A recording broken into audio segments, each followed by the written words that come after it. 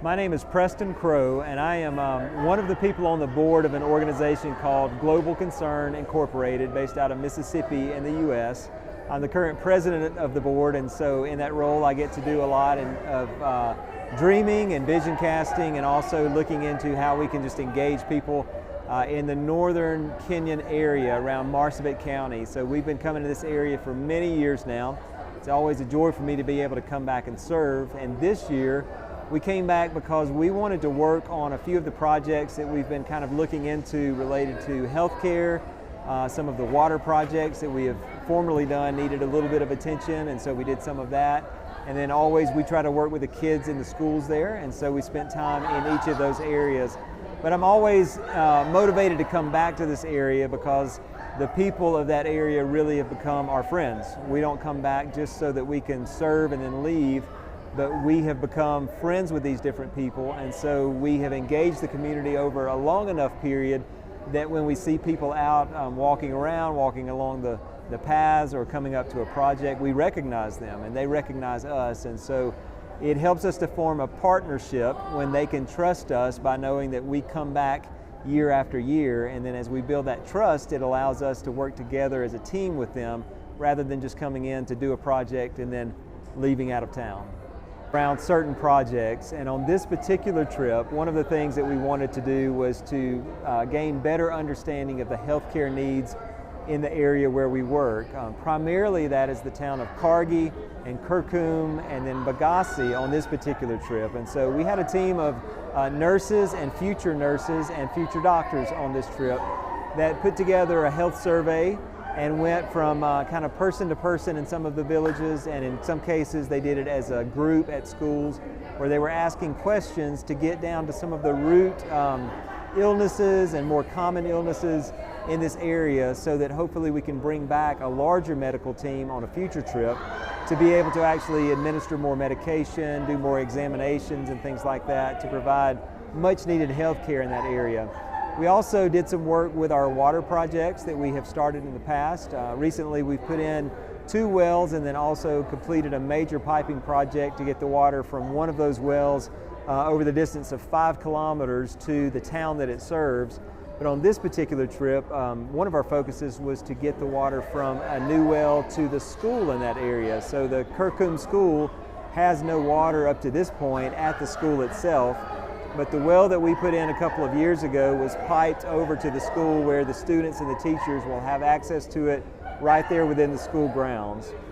We also engaged in a project that is a little bit new to us, in that we had some of our team back home to put together and hand sew feminine hygiene products for some of the girls in the Kargi and Kurkum and Bagassi area. Now, that may not sound like a lot to some people, but what we've been told by the people in those communities is that often the girls will miss so much school during the time of their menstruation that it's hard for them to catch up.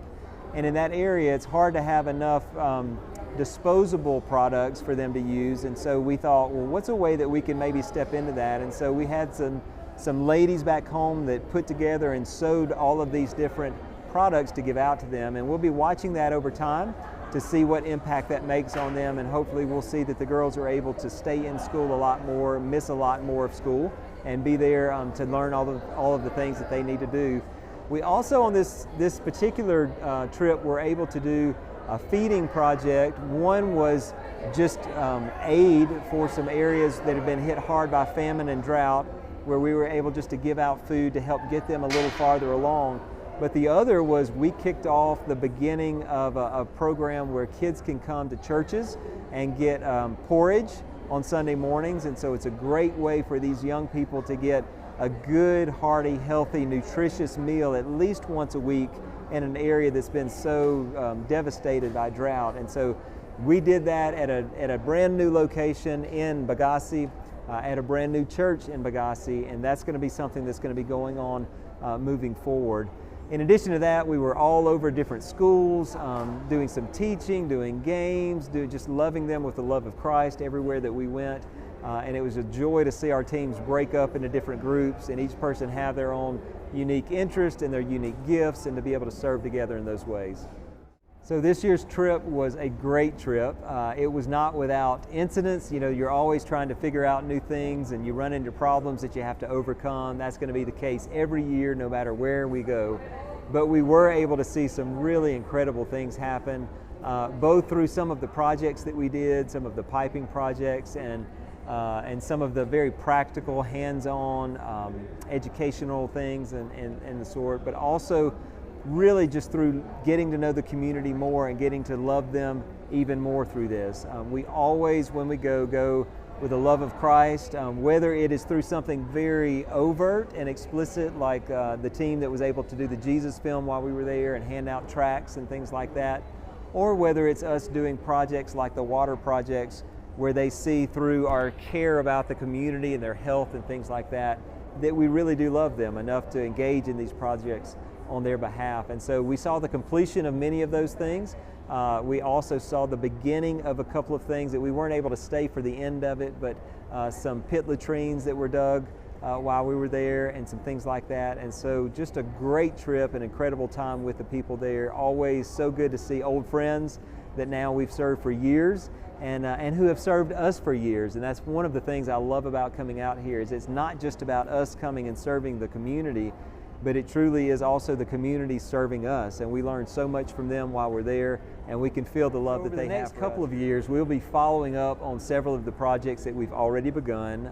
Water is always a huge need in that area, and so we work with the communities and their water committees that they're formed to try to decide where we need to pipe the water next, or if there's a need for maybe a well in a different part of that area. So we are currently exploring a couple of options on where to put a well or where to do some of that piping, and we hope by the end of this year to maybe have already started one of those projects, but at least to have done the research that we need for that. We're also going to be taking all of the medical data that we've gathered on this trip home and begin processing through that to determine what that would look like in terms of bringing a team back next year or maybe the year after that. And so, as always with the medical, we want to have good solid data in our hands so that when we travel out there, we have everything that we need, because it's so remote that if we get out there and don't have what we need, it's too hard to get back and pick those things up. And so we'll really look deeply into the data. We've also connected with some people who live in that community that are going to give us some more data even after we're gone, and so that's going to be good to see that come together. And then we've had a lot of discussion here recently about what to do in terms of education, and as we all know, areas where kids are able to go to school and learn and grow is good for the whole community. And so we're looking at things from the bottom up, things that would help younger kids get into school and be able to stay in school, but also things that would help those who have graduated to take next steps. So we heard over and over on this trip specifically of students who had graduated high school but didn't have the funds maybe, or didn't have the connections, or didn't know even how to take a next step to do higher education. Some of them want to, but just don't know quite how to, or don't have the resources that they need to do that. And so we're going to be exploring some ways that maybe some people can come together and work together as a community, both from within the Kargi community and Kurkum and Bagasi in that area, but also with some outside resources that can be partnered together and maybe matched to help some of those things going. And so those are a few of the things that we have that we're looking at for next kind of upcoming trips, along with the possibility of starting some type of job training program, because there are some who will graduate high school that college may not be the best next step for them. They may have great skills if they could just get some training in it. And a lot of people in that area would be able to step into roles and have jobs in a fairly short amount of time if they just had some training. And so we're going to be exploring all of those things over the next couple of years.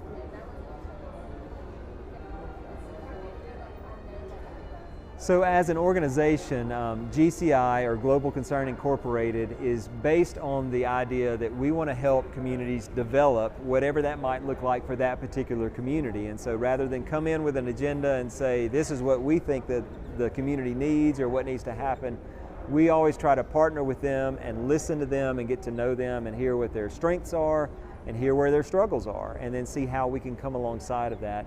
But our big picture vision really for Marsabit County and for the areas where we work is for them to be able to own their future, not to be dependent upon outsiders to come in and tell them what needs to happen, not to be dependent on outsiders, just to be able to live in such a harsh climate. But as I tell them, I look forward to the day where I come back and I walk into Kargi or Kurkum or any of those areas, and I see projects that they have engaged on their own, that they have now put together resources to be able to figure that out, and where we really move into a role that's more as a consultant, maybe as a coach, to come alongside of them and help them if they hit some big picture problems that they're struggling with. But we really look forward to coming and just seeing what they are doing on their own as a community. And we do that by partnering with them, not by coming in and trying to do everything for them, but trying to come alongside of them and walking with them on their journey. So can't wait to see that whole area transformed, where even as you drive in, it just feels like a different place. And we know that much of that is really going to be up to the Lord to do His work in transforming hearts, because no matter what we do with water or education or anything like that, if the heart's not transformed, real change never comes. And so we are praying to God that He would bring that for all who are there. Just a second to thank everyone who has become a partner of Global Concern. It is very obvious that the things that we do cannot be done just with a handful of people going out and trying to do projects. It requires funding, it requires resources, and unfortunately, because the place where we work is so remote, everything costs more to get out there, more in transportation, more in getting the resources mobilized, and so the funding is very important. But also is just the support and the encouragement. When I hear from people who know what we're doing and just reach out to say, hey, we're behind you, we're praying for you, we're lifting you up, that encouragement really is part of what drives us to keep going. And so if you're one of those partners and you've been supporting us for a long time, or maybe you're brand new to supporting GCI, we could not do this without you. And so from the very bottom of my heart and that of our board and those whom we serve, we thank you. We are grateful for all that you do to help us. You know, often on trips, things don't go exactly as we plan. There's going to be something that's delayed. We're going to be trying to get the team together to get to a certain area and find out there's maybe a flat tire on a vehicle, or get to a school and find out that they had to change their plan. It's inevitable. It's always going to happen. And there are times where it can be a little bit frustrating, a little bit discouraging even in the moment. And in those moments, for me personally, because I am a follower of Christ, I always go back to His Word, and I'm reminded that He tells us that this world is going to have troubles. He tells us that there will be frustrations, and He tells us that we will have struggles. But He also tells us that He has overcome this world, and that He's going to give us the strength for everything that we face. So when I'm in those moments, and maybe I'm waiting because we've been delayed somewhere, I remind myself of people like Paul in Scripture, who got delayed on missionary journeys in ways that we can't even fathom. You know, for us, if we get delayed, it may just be, it's going to take us a couple more hours than we thought to get finished. For him, he might have been shipwrecked on an island, and it might have taken months to get where he needed to go. And so I have to keep in perspective that our struggles are usually not as bad as they seem in the moment. And the other thing I have to always go back to is that the love of Christ compels us to go and to minister and to serve. And so when I'm discouraged, I think about those that we're serving, and I think about how discouraging it is for them if these things don't happen. How discouraging it is for the young ladies who have to go walk for miles to get water. How discouraging it is for the young men who maybe just have graduated and can't find a job or don't have an educational opportunity. And so my discouragement has to fall under that, and I look at what they would face if we were to quit doing the work, and that's one of the things that keeps me motivated to keep going. Daily, constant reminder, every day. So one of the struggles always in serving in community development is the idea of sustainability.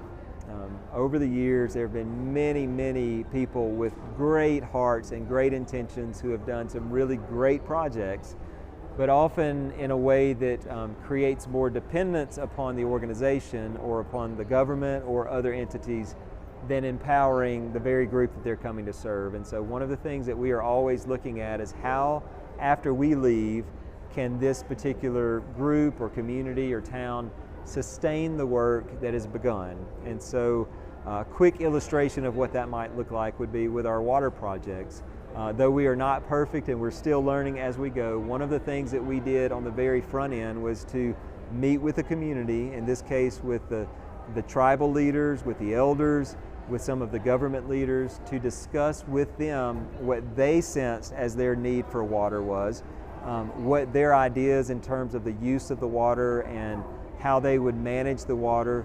But we got feedback from them on what that would look like, and then we encouraged them, based on what we know of other communities, to go on and start moving towards some things like forming a water committee, so that they would have a team there that when we're not there, that team would operate in making decisions on how much do we charge for the water and how do we use it? Is it more for humans or can animals use it? And all of those questions that inevitably are going to come up in a setting like that. And so we meet with them and we help get the ball rolling, but then we leave it with them. And then when we come back, we ask how they're doing. We ask questions about if the water committee's been formed. We ask questions about how things are moving with that. And as we hear those answers, we then step in, and again, in more of a consultant role. But all of those are so that we can eventually step back and let the community take the decisions they have made with the team that they have formed, with representatives that represent the whole community, and that they can move forward in ways that are going to work for them, and we can still step in and help as needed in those cases. So it's not always easy. In fact, it's usually a challenge, but it's the best thing for the community to be able to move forward even long after we're gone. Never be stirring up